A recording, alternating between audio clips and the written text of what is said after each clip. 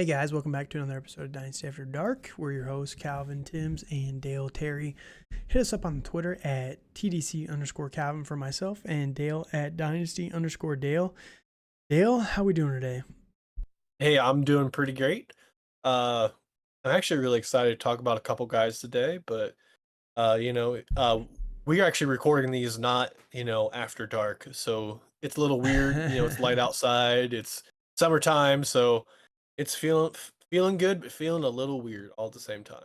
Hey man, we're trying to get these done so we we can move on to new content. Not that we're Yep. not excited about this content. It's fun to go through Yeah. all these teams, but there's a lot. Once you get to team number 25 or whatever we're on now, it just gets to be a little exhausting, and I think we're ready for a little bit more different type of content. But Yep. today we're going to be going through our offseason recap for the Seattle Seahawks, continuing with the NFC West. And this team is good, man. It really is. I do think that a lot of people called last year a fluke for them, 9-8, but I think that it's sustainable when you look at this roster and where kind of everything stands with it. And I know that might be a hot take that nobody thinks that this roster is going to be good again, but I really do. I actually like the Seahawks this upcoming season. But before we get into our breakdown here, if you're a first-time listener, thank you for checking us out. If you can, please subscribe to the channel so you can hear more of our content.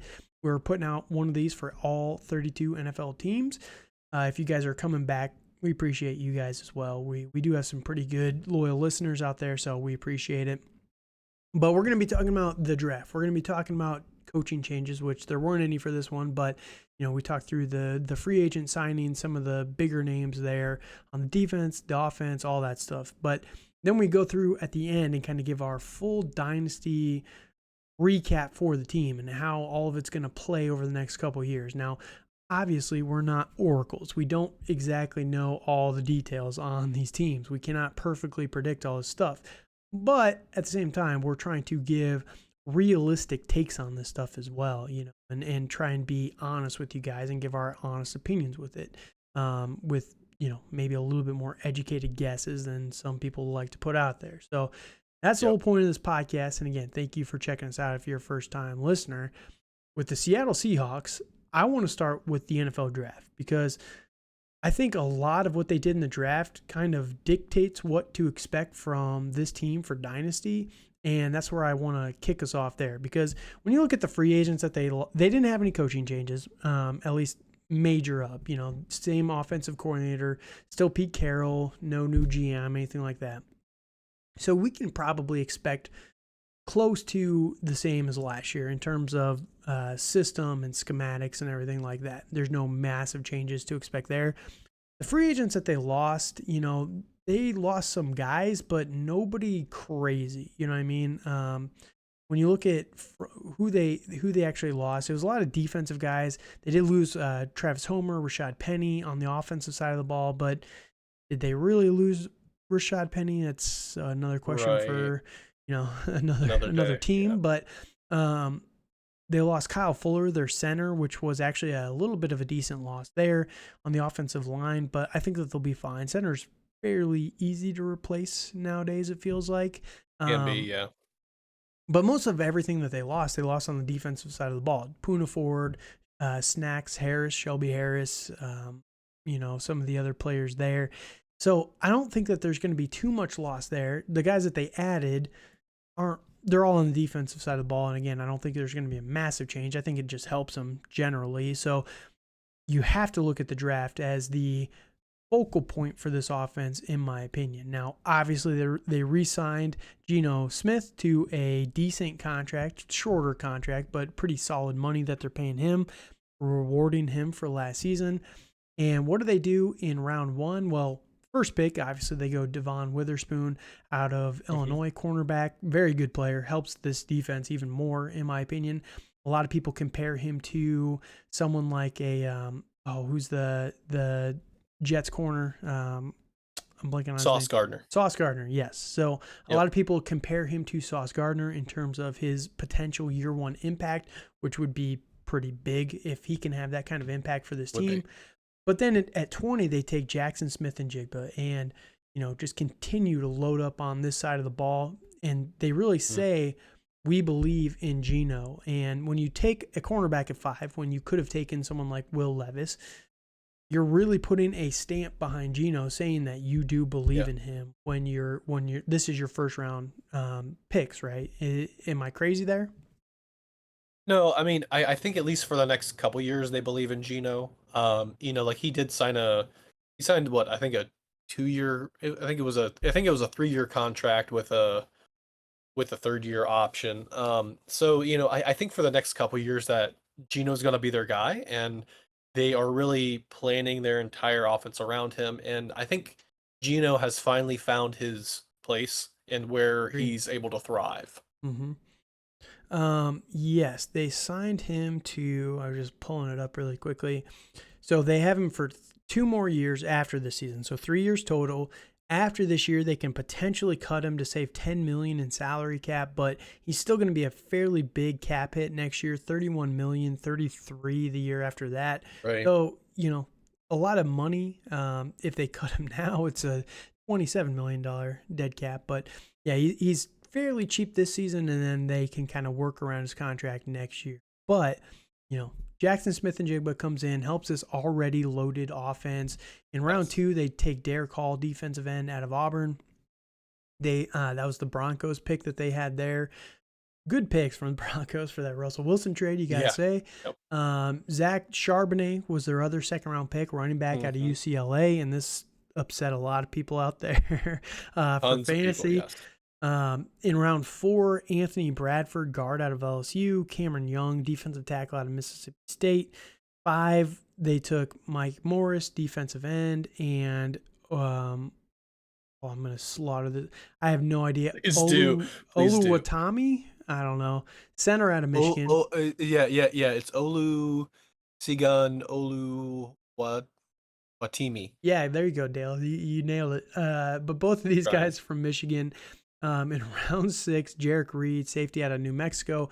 And then round 7, running back Kenny McIntosh out of Georgia. Didn't really see the point of the Kenny McIntosh signing, to be honest with you. But why not? Like he, I mean, as for John Schneider and Pete Carroll, like you might as well get every pass catching running back you can, because you never know who's gonna be on injured reserve or who's gonna. That's also fair. Fair. So.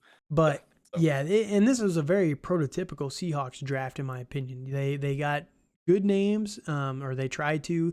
I think they got fairly good depth value later on in the draft. That's 100%. Where they kind of 100%. Nail it. Personally, that's like where the Seahawks have been the best. They've actually typically burned their first couple picks, but I think we would agree that Devon Witherspoon and Jaxon Smith-Njigba are rock solid here in the first round, right? They're hard to miss prospects, at least, to say the least there. So, yeah, I like their draft quite a bit, especially for fantasy. You got more weapons here, and especially for Geno Smith, I think that he's someone that's being underrated a little bit personally, but you look at the fact that Geno finishes the quarterback number 5 last year, which was nuts. Which is crazy. It's crazy. Absolutely wild.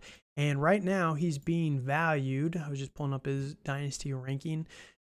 He's valued as the quarterback 21. So pretty substantial gap in terms of what he can provide versus what he's going to, possibly put out there and what he's going to cost you. Right. So, you have to start there with Geno and this whole offense. Again, I think that this off season was really geared around him. They paid him a lot of money.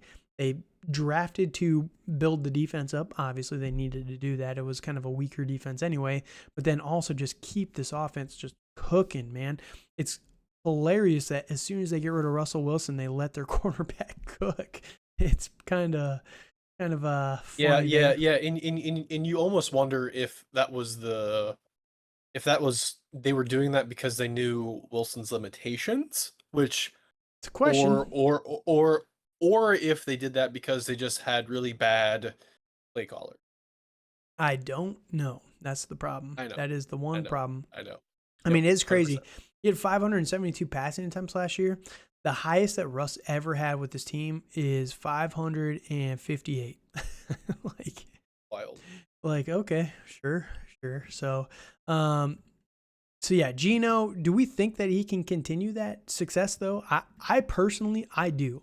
I don't see any reason why he would step back. I don't think he. Well, I don't think he's going to be top 5 again. But can he be Personally, top 10? Top 5 is hard, Ren, obviously, but top yeah, 10 is I pretty think doable. well, the only problem is that the quarterback position is really finicky with how many guys can be like a quarterback one in within a season. Like I think last year they probably had the most quarterback one seasons in fantasy. You know, like there You're was talking like like week to week, you mean? Or, yeah. In week to week, yes. Yeah.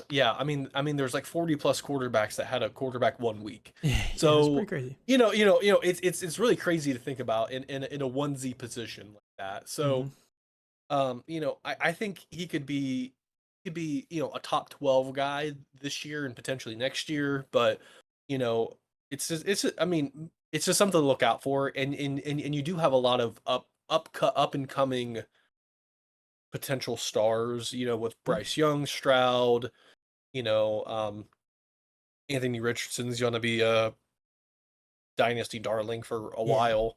And then you have Caleb Williams coming in next year, Drake May, all these other guys that are going to keep coming from the college ranks. So, I feel that just pushes Geno further down the list potentially. Yeah, it's possible. I mean, I will say, if you look at his stats last year, Geno was actually surprisingly mobile.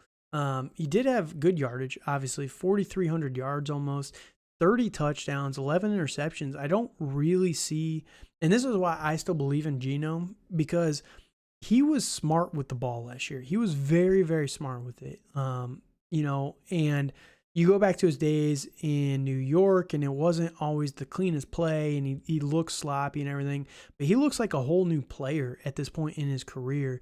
And the fact that he had 30 touchdowns to 11 interceptions, I don't see the interceptions jumping up that wildly. You know what I mean? Like, I just Right. don't see that changing that much. And I do think that the touchdowns can remain just because of all the weapons on this team, right? And that's why Yep. I still personally believe in Geno. And he was surprisingly mobile as well, 366 rushing yards last year.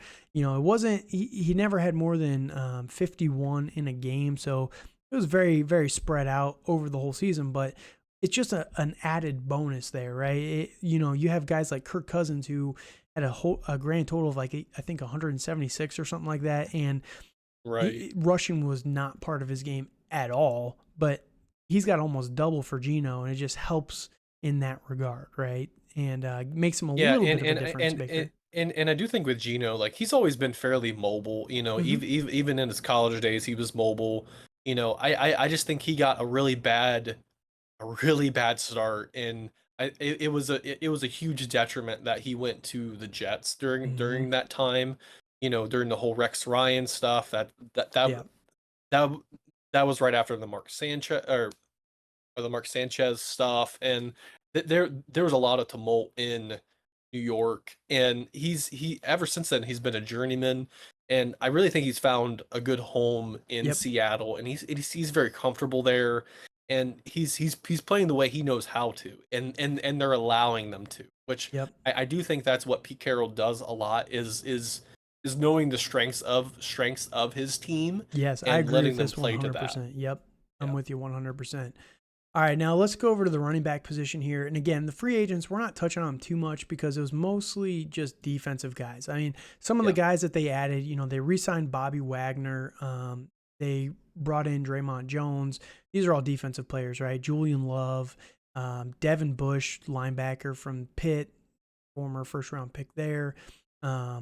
So, mostly just Mario Edwards, pretty much almost exclusively defensive players that they brought in to try and shore that up. There was a few depth pieces on the offensive side, but nothing crazy. So that's why we're kind of just attacking the positions in the draft mostly with this video. Yeah. Now, running back wise, Zach Charbonet round 2. You pair him with Kenneth Walker the third. You'll Walker. love to see it. It is a power group, right? These two are very talented. They are. A lot of people think that these guys will cannibalize each other, but I think Zach Charbonet actually has really good hands. I really do. I think that he's a big body guy, but I think that he's someone that has soft hands. Kenneth Walker, we never really saw it in college. We all kind of projected. They don't do it much at Michigan State anyway, so we were all kind of projecting that. But we know that Zach Charbonet does have good hands. He's bigger than Kenneth Walker. Honestly, I'm a little scared that Kenneth Walker is not going to get replaced by Zach Charbonet. And I think Kenneth Walker is good, but last year as a rookie, finishes as running back number 18 as a rookie. He was a second-round pick. It's just a little scary because he had 228 rushing attempts for 1,000 yards. Very, very good there. But Yep. is he really going to go up in that category with Zach Charbonnet? 9 touchdowns? Absolutely not. You know, Yeah, I think they're both very similar running backs is the problem. Like hmm both do the same things pretty well. You know, I do see a world where Charbonnet could be the better guy, but also Charbonnet played in a very weak Pac-12. right. So, you know, I mean when he was at Michigan he did very well, but then he just decided to transfer.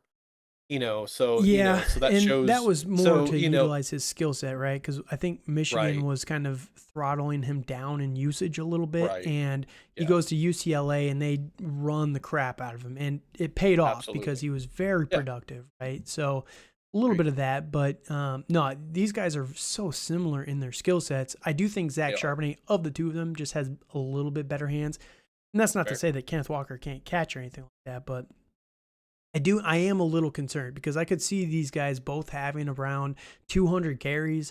And maybe that, or maybe Kenneth Walker has a few more carries. Maybe he's around 228 again. But I think Zach Charbonnet could easily be about 180 carries and maybe like 60 Mhm. targets, which makes him more valuable for fantasy, right? Right. And he's the bigger body guy, so I would not be shocked if they use him on the goal line a little bit more. When you're 6'1", 220 versus 5'9", 211 in Kenneth Walker, it just makes it more appealing to use him as a goal line back Yeah, versus Kenneth 100%. Walker, right? 100%. And I think that's where it gets really hard. And personally, I don't want these guys on my roster because of that. Sure. I think they're very exceptional talents, but with both of them there and both of them being that young, like Yeah, they're I, three I, I months don't apart. right, right. Like I don't think there's gonna be that much difference in them, and then and they both take value away from. Yeah, I'm with you there. And So what so scares me so is Kenneth Walker is currently the RB10 in Dynasty. And, that's that, just, it's very that's scary. When he scary. finished That's as scary. 18, and we're saying that we don't really see a path to more volume, right? So Right. that's all that scares me a little bit. Charbonnet is RB22 right now. And I could see these guys being kind of back to back, like 16, 17, Yep. 15, 18, Oh, 18, 20, somewhere in that range. And um, so obviously give me Charbonnet at cost a little bit more than um, Kenneth Walker. Yeah, Walt Walker. Yeah. I Yep. blank there. Agreed. Other than that, though, I'm probably out. We've seen plenty from DJ Dallas at this point in his career. He's never going to be anything. Bryant Nope. Koback, don't care. Nope. Kenny Nope. McIntosh, don't really care that much either. I mean, he's someone that if Eh, one of these guys gets injured, I think it'll go to DJ just Dallas, and that's where we just yeah, don't yeah. care. I was about to say that too. It's just gonna go to DJ Dallas. I think McIntosh is interesting, but he's not. They have too many running backs there, anyways. Yep. To it's to make him worth a roster spot. Yeah. Yep. I'm with you. I'm with you there. So receivers, going on to those guys, this is where they're extremely loaded. So obviously you have Yes. Tyler Lockett, you've got DK Metcalf, you've got JSN, Jaxon Smith-Njigba. Behind those guys, you've even got Dwayne Eskridge, who people were kind of excited about. Right. I don't think I'm going that far down this depth No. chart. No. I think you want Nope. the top three, and The order on that is kind of important in my opinion, and we'll talk about these guys here in 1 second. But yeah, I think DK is probably going a little bit cheaper than he probably should, and I get it. He wasn't the most valuable player last year, wide receiver 16, where Tyler Lockett finished as 13, so he finished slightly better. You look at the stats though. They had like back-to-back yardage. DK had 15 more yards, but Lockett had 3 more touchdowns. So that's literally the difference in in 13 to 16 from last year. So how do you rank these guys in terms of dynasty value? And yeah, just give me your thoughts on all 3 of these wide receivers. In dynasty, I'm going to go Jaxon, Metcalf, Lockett. I think they're closer than people think. I mean, I love Jaxon. I think he's going to be the guy. I have zero worries about him being there. Unfortunately, Tyler Lockett is under contract for the next couple years, so that may hinder some of Jaxon's short-term value. But I think all of these guys are going to be relevant, honestly. So I think I wouldn't be shocked if JSN out targets both of these guys. I'm putting that out as my hot take. I'm not saying he's going to have a better yardage season, but I wouldn't be shocked if he's hyper targeted this year. And I will say I disagree with you, and that's fair. That's fair. And my reasoning why is you look at last year, DK Metcalf and Tyler Lockett. So DK had 141 targets. That is nuts. You think about that and you're like, oh man, Tyler Lockett must have blown him out of the water. Tyler Lockett had 117 targets. It was not nearly as much. He was way more efficient with his touches or his targets. He had 84 catches where DK had 90. So, 90 out of 141. Big difference there. But, I do think, and the reason why I disagree is I would have DK as my number 1 in this offense. I am fine taking JSN over Tyler Lockett. Like, you're not going to see a massive argument for me to take Lockett over JSN, especially with the age gap, right? JSN is 21. Lockett will be 31 by the time the season starts. So, or right around when the season starts, first month of the season. So, Tyler Lockett is very old, but I still think that he's a good player. He's under contract with them for this year, for sure. Next year, they have a potential out in his contract where he would be a $26 million cap hit. $26 million cap hit, $19 million dead cap. So you would save $7 million by cutting him. I don't think he's going anywhere for 2024. I think if you're going to move on from Tyler Lockett, it's going to be in 2025, where he's $26 million against the cap, $9 million to cut. So you're saving a lot of money at that point, and he'd be 33 in that season anyway. That's where a lot of his value is going to be kind of gone. I could see him restructuring his contract and maybe play another season or two, but I think that for this offense, this year it's going to be DK, Lockett, JSN in terms of target priority. Next year, you're going to see DK, JSN, Lockett. And if JSN is as good as you kind of think he is, I think in 2025, that's where he would be the number 1 on this offense versus, versus someone like Metcalf. Well, in two with that, like with Lockett and Metcalf, both of their contracts can end at that 2025, which I hear that, but I think JSN is him, and he's somebody that you want to invest in. Mm-hmm. I think he's going to be the guy. Like he will in his last collegiate season that he played in primarily, he was out targeting Chris Olave, Garrett Wilson. Yep. These dynasty right? Darling. Technically. Yeah. Well. Because he was a rookie. Yeah, a freshman. Yes. Yeah. Freshman. I believe the talent's there. Like if he's outplaying those guys in that wide receiver room, like he's going to outplay Metcalf. He's good. He's a good player. Lockett. Yeah. So I really think he's gonna explode this year, and I think people are sleeping on it and people are worried about it, which I see it, but I just love JSN, and I don't care who knows, and I will keep telling people that. So, Fair enough. Fair enough. So, so, yeah, I mean, to be fair though, to you, the Dynasty mhm, rankings has Jaxon as wide receiver 12 right now, DK mhm. Metcalf at 14, and then Right, Lockett's way down here at right, 42, right. which obviously the Which, age. yeah. Which I'm fine with that. Like, I'm fine with that being close enough with JSN and Metcalf. Like, I think dynasty value that they should be close.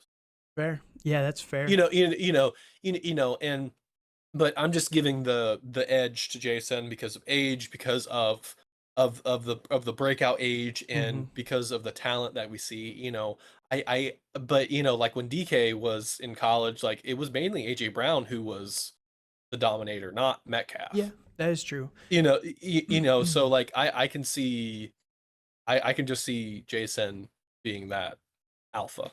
Yeah, yeah. There's definitely a So path for it. I yeah, think, yeah, I think yep, I'm just arguing. We saw 141 targets from DK, and I get he hmm only had 90 yeah, catches, yeah, but I think you take a little bit of pressure off with someone like a JSN who in the hmm slot, right? Like you have yep, DK on one side, Lockett on the other, and then you have JSN in the slot. Yeah, yep, maybe maybe Metcalf is only going to get 120 targets, but he's still going to have that 90 catches, and maybe yeah, his yardage goes up a little bit because they're a little hmm bit deeper down the field and everything like yep, that. So, yep. yeah, I can definitely see the argument. I'm just taking Metcalf over him right now Mhm. personally, but I can Fair see the enough. world Yep. where Jason outshines him, especially next year, right? So, Yeah. um, that's the wide receivers here. Let's go to the tight ends really quickly. Will Disley, Noah Fant, Kobe Parkinson. Is there anybody that are we giving up on Noah Fant, former first round pick Noah Fant? Is he done? Is he dead?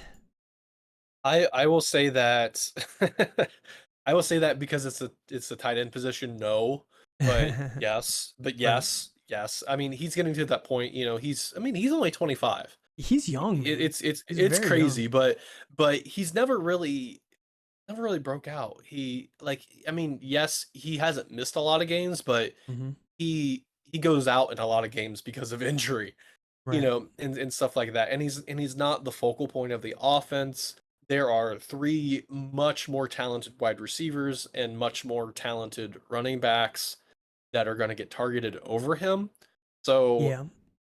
I don't want anything. I don't want to be near fan. I don't want It's to be near him at all. crazy to me because if you look at their top, those three guys, those three tight ends, they combined for about 120 targets.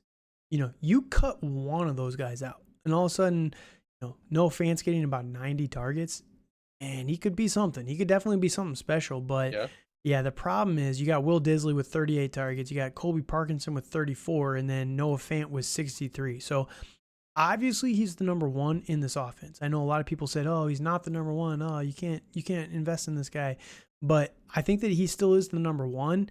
Disley got a lot more touchdowns. He got 3 touchdowns, but it's just crazy. They combined for 9 touchdowns last year. If you were to go only to Noah Fant, the problem is I think Noah Fant's not a good enough blocker, and that's why they kind of have the other two guys that Yep. spell him a little bit more, Yep. and they see a decent amount of play, but yeah, I do think that there's a route for Noah Fant, but at this point, you kind of just have to bet against it, right?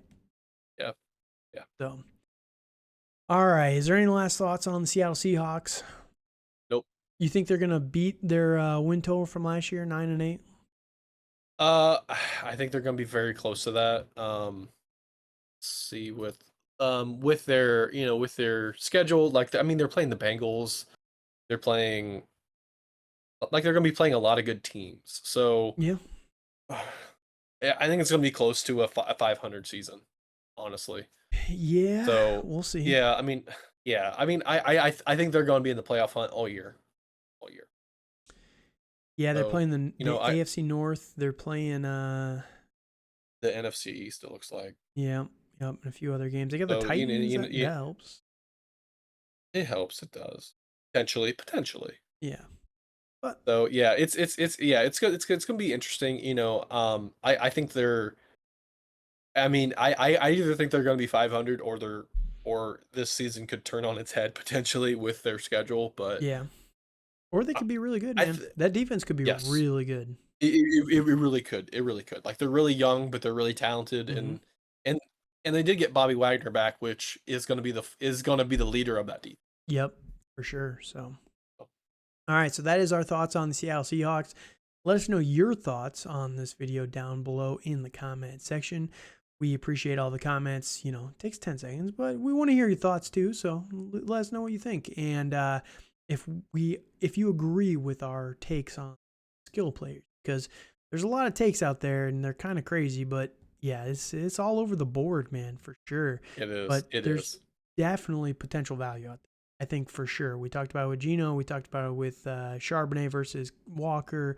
And then even someone like Tyler Lockett. He is wide receiver 42, but I think that he could be very valuable this season compared to Absolutely. JSN. So Sure.